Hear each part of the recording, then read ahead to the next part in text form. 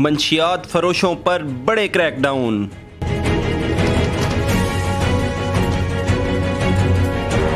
फैसलाबाद में 5 मुल्जिमान से 121 किलो से जायद चर्स और 26 किलो से जायद अफयून बरामद कर ली गई।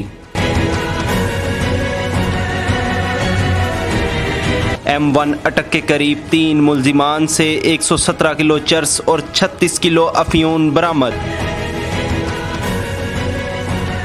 फैसलाबाद एयरपोर्ट पर शारजा जाने वाले मुसाफिर से 918 ग्राम हेरोइन बरामद।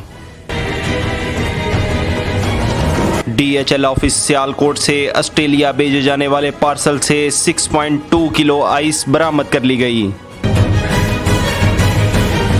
सियालकोट एयरपोर्ट पर बहरीन जाने वाले मुसाफिर के पेट से 900 ग्राम हेरोइन भरे कैप्सूल्स बरामद कर लिए गए।